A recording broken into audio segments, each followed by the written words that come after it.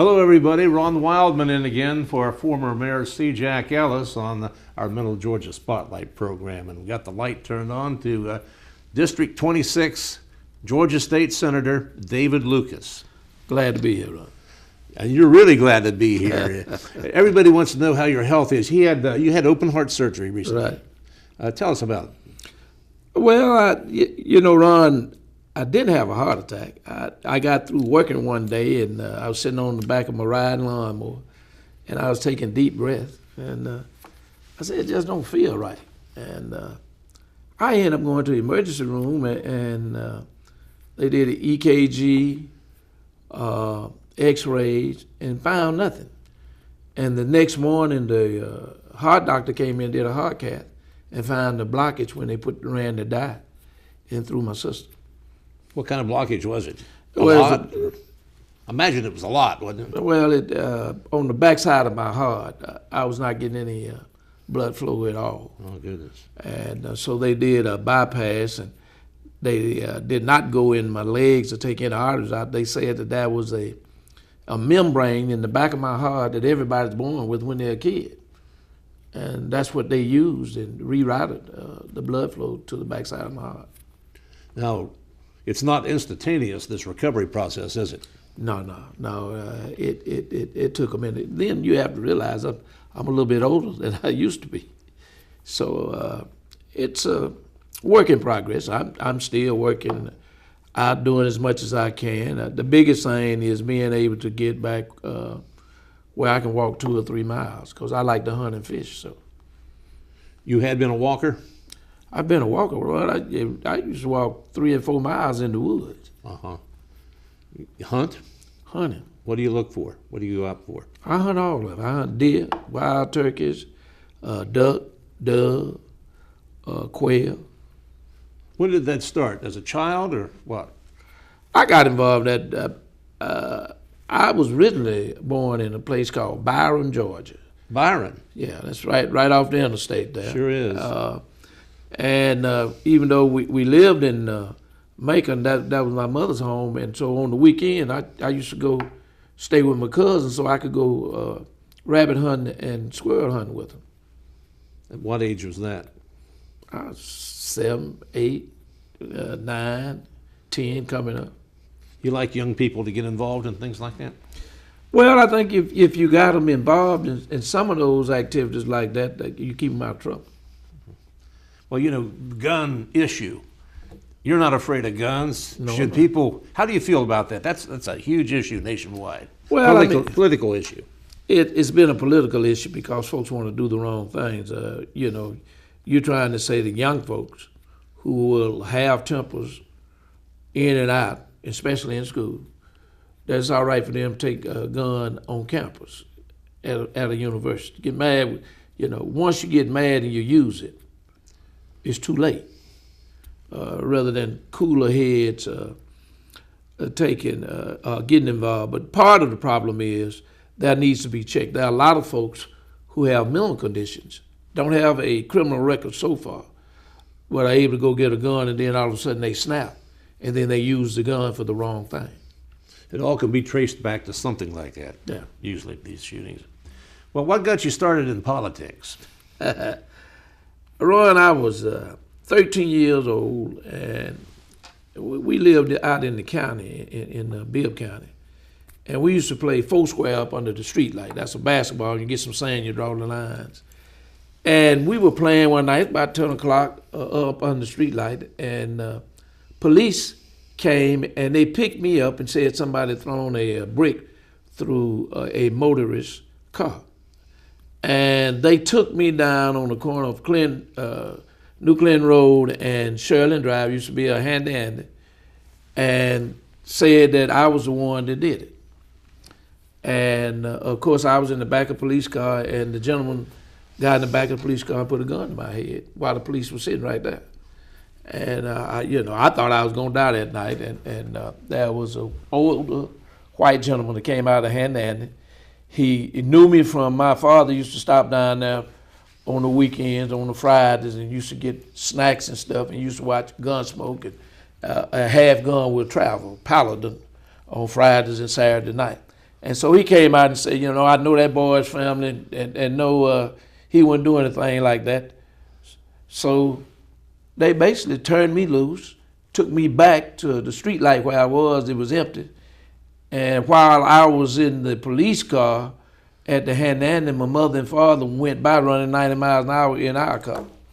And so I got back home, and my dad and Rex Elder at that time, who was the police commissioner, they had some conversation. But I was small, but I thought I probably wouldn't see another day.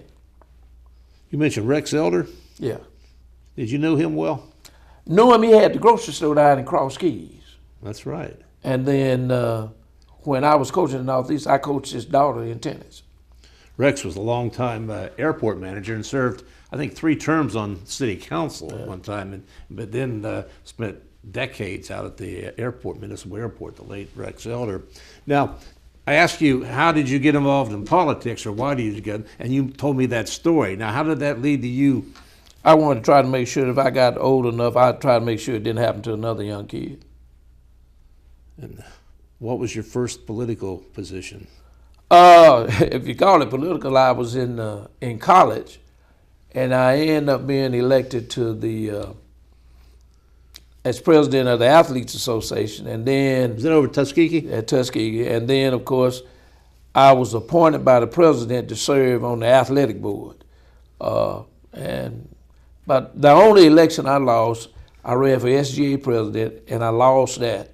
And everybody said, well, I was holding too many offices. I was president of the Athletes Association, on the board of directors of the Tuskegee Board of Athletics, and then I was on the so-called chapel committee. And so everybody said I had too many positions. I've always had this terminology. There seems to be more politics in sports than there is in politics.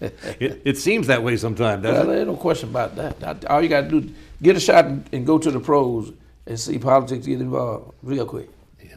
So you got out of school. Where did you turn to? A job, vocation, work? How did? Well, I left Tuskegee. I signed a free agent contract with Washington Redskins, and I got cut. And I came home right after that, and I ended up working at the YDC, Youth Development Center, on a program Jimmy Carter had, where he had interns go into government, and you do an internship and stuff and get paid. And I did that.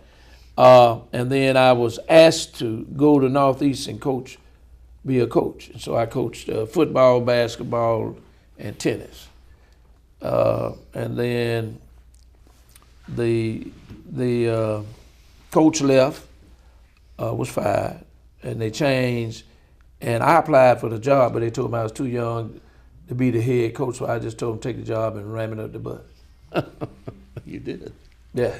So what did you do then? Went to a place called Sheboygan, Wisconsin, played semi-pro football that summer. Got through with the All-Star game in October, came back home, and was asked to coach girls basketball at Bibb Tech. Ann Fugate was the head coach, and she was in school working on, I believe, her master's at the time. So you were in athletics. Did you ever move into any other type of business? Well, I've been in the insurance business, the extermination business, and I've been in the music business and in construction business. You were involved with buses too, weren't you? Did that for 10 years until I ended up being a type 2 diabetic. That meant that I had to take insulin, so therefore I couldn't drive commercially anymore. With fear you might have a pass out or something. Well, I guess that I never had the problem, never passed out. Yeah, but I guess to protect against that. So how did that lead you into a career of politics? I mean, Well, the buses, I was in politics then. I was, after I finished doing, playing semi-pro up in Sheboygan, Wisconsin, and I came back home and coached, Al Tabors, who was a assistant coach with the Cleveland Browns, who was from Fort Valley, called me and said that they would give me a try. But I had to pay my way. I said, man, y'all can't go look at the film. You know, I just finished playing semi-pro ball. And they wouldn't do it. And Billy Randall at the time was my lawyer. And Billy Randall said, well, look, they just redid the district lines and everything in Macon. You ought to run. So I put down $400 and qualified to run, and ran without any opposition. And Billy Randall qualified. He ended up with opposition and had to run 2 races. What year was that, do you think? 1974. 74. And you've been there ever since? Except for 1 year. Yeah, that one little... Yeah, I resigned and ran for the Senate and lost the first time. Yeah. Back there in those early House days, could you make much input up there, or were you accepted? Well, you know, those were the early days of integration. Well, you know, I thought I could change the world overnight and find out that wasn't going to happen. Had some discussions here in Macon. Of course, you know, Representative Randall and myself at that time were the first blacks elected since Reconstruction. But our city council was all white. Yeah. And it was all by at-large voting.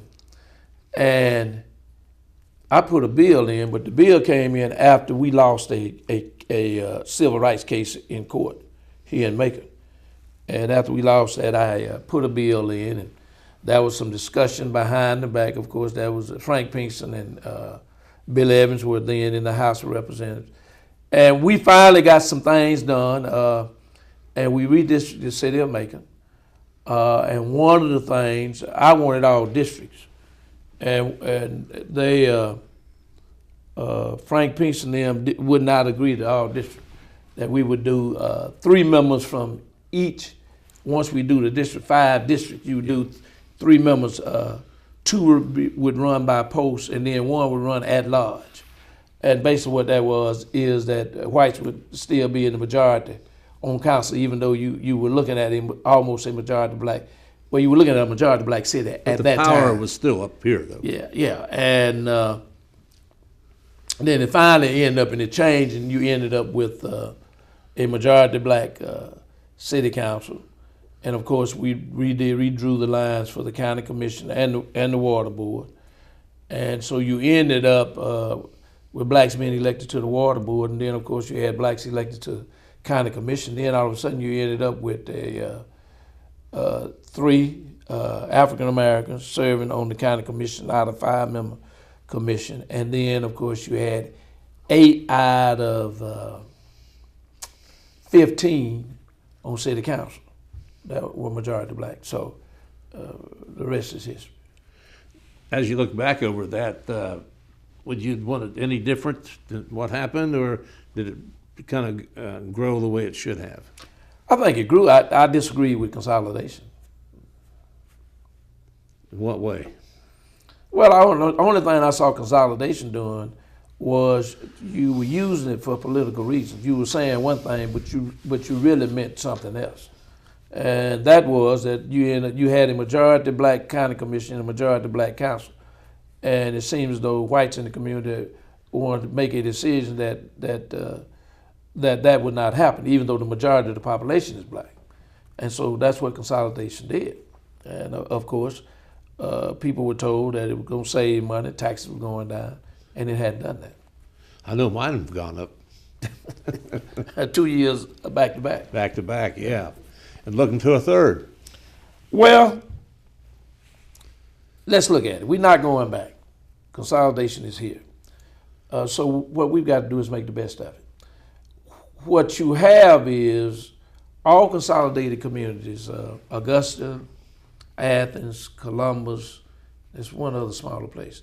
They all have access to what we call the second penny. That's for consolidated government. Bibb County does not have the second penny. We've not voted to approve the second penny. There has not been a vote on the second penny in Bibb County. So what are we going to do about that? Well, it is the only avenue for this consolidated government to get out from under that, the hammer that they're in. This community is almost broke.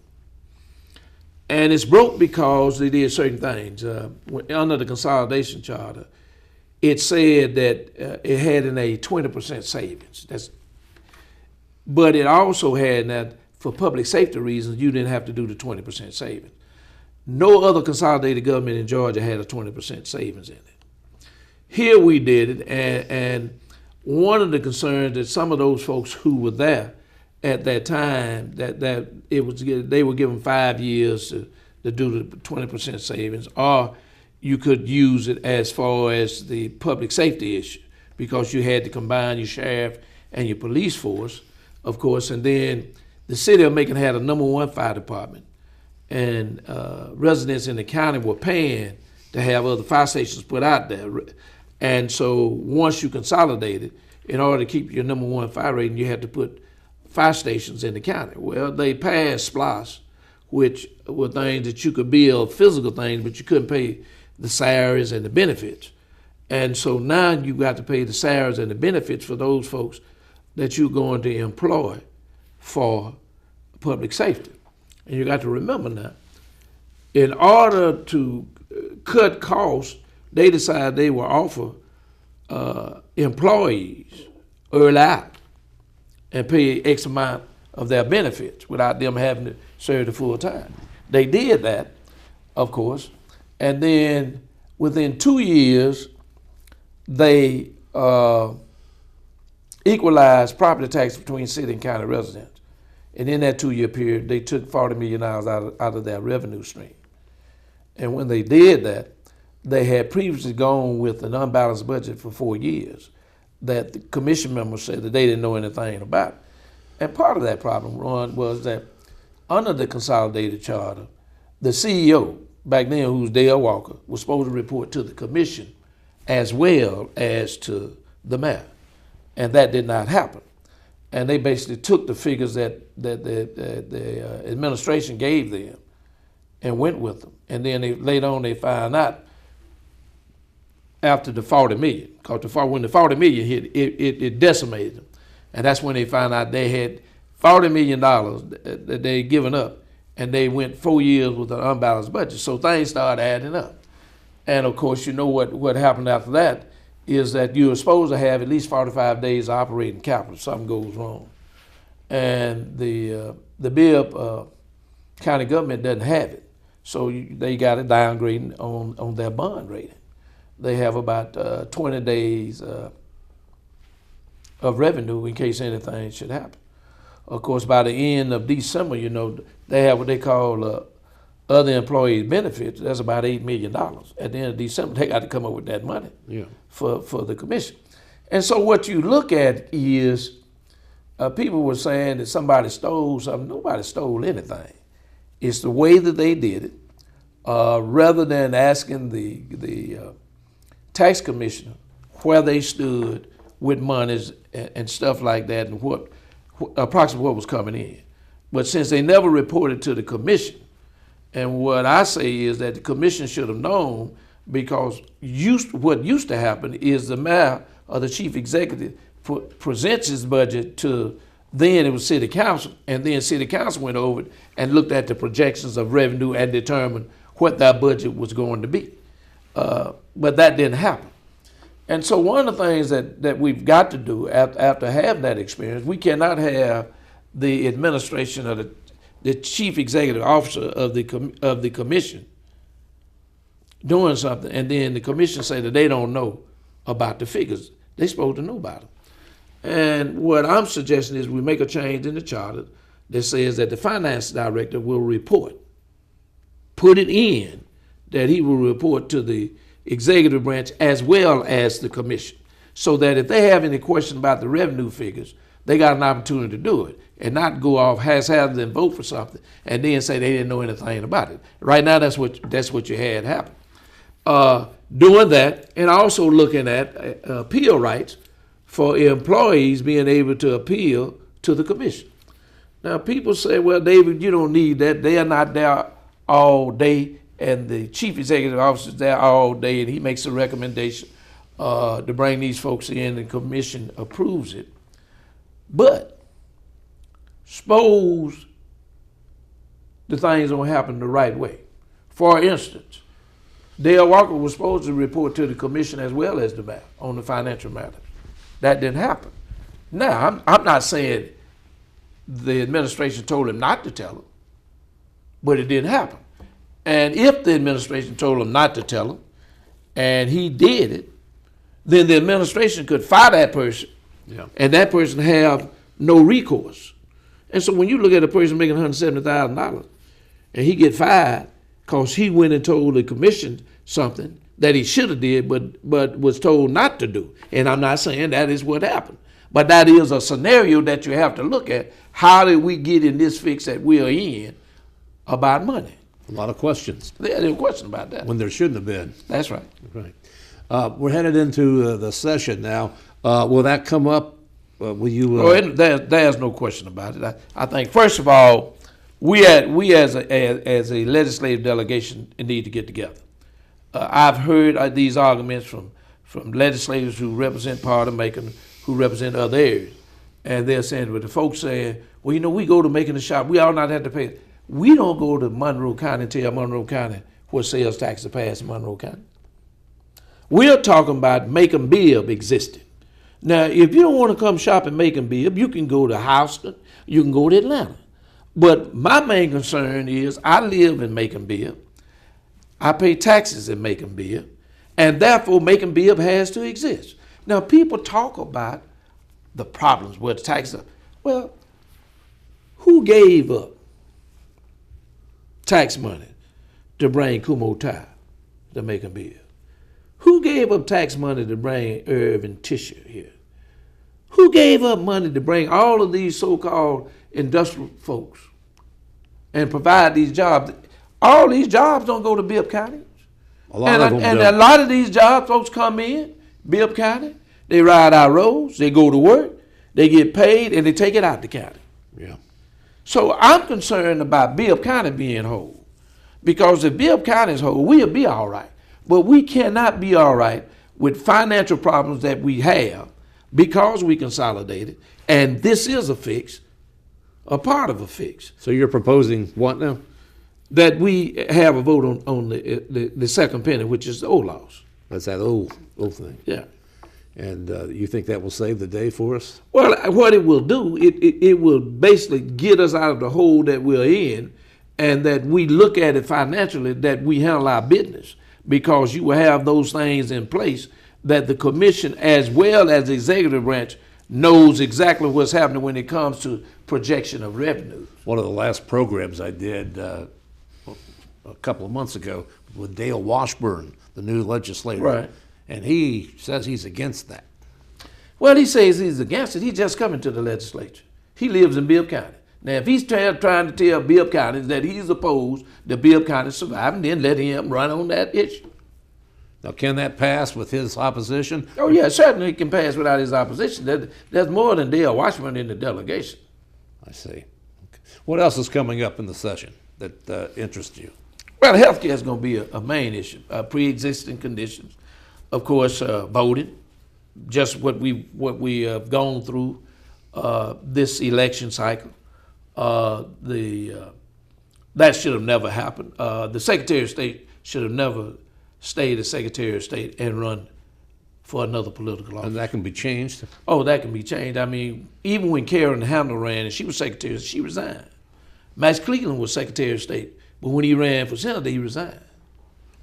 Now, I talked with Kathy Cox recently, and she told me she stayed on, but she stayed out of the issues, the meetings and everything that involved the elections when she did. Well, we had a lot of problems. That was some things that concerned me. For instance, in this last election cycle, people voted absentee in Macon Bibb. Their ballot was postmarked the day of the election, but it wasn't received by the Board of Elections till the following Tuesday after. And you know, the election is certified that Friday. So their votes were not counted. Now something happened in the mail with that. They was postmarked the day of the election. You don't certify the election to that Friday. But the Board of Elections didn't get the ballots in to the following Tuesday. Well, what can be done about situations Well, that's like dealing with that? the mail. So that's something we're gonna have to deal with. Deal with the Postal Service. How did this happen? I mean, you can get a letter from Macon, Georgia to California in 3 days. Yes. And We didn't do the job here then, did we? Well, the question is, how many instances did that happen in other voting communities? Let's go to health. That was a big interest of yours, probably even more so now. You were always involved in it. I know you have in your district, but now personally, open heart surgeries, that's a pretty serious thing. Well, put it this way: I had a good doctor, Dr. Borland, and of course I got excellent care at Navison Health. So what can we do about these rural counties? What have Well, what have you been doing? part of the problem, Ron, in rural counties, rural elected officials are part of the problem. We did a program. We started what I call telehealth in Hancock County.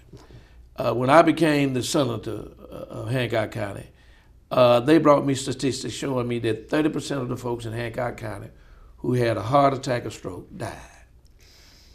The question is, if you use telemedicine, telemedicine, there's a lot of new technology going on. Telemedicine in Georgia is recognized by the folks in Washington, D.C. as the #1 telemedicine in the country. You can do some things. It's not the panacea. But for instance, you might be able to tell whether a person's having a heart attack or a stroke, because with telemedicine, you can get a doctor at a trauma center like Navison Health who operates Edenton and now Baldwin. We had an incident in Hancock County. Lady called the 911. Folks went out, and she was down in a gully, and so they could not get in reception. They put her on the gurney, put her in there, and brought her to the top of the highway, and they were able to get reception. What we did in Hancock County is we put enhancers on the ambulance, just like they had in Afghanistan. Because of the mountainous territory, they had enhancers over there to make sure that they didn't bomb their own folks. We did that, and then we had 5G cards. And we got it mapped out through AT&T and Verizon. And so when they got it there, they put on the screen, and the doctor examined her, looking at her with everything right there, and determined the lady was having a stroke. They told the EMS folks what to give her, and they directed them to the Edenton Hospital because they had an open bed, and she was saved.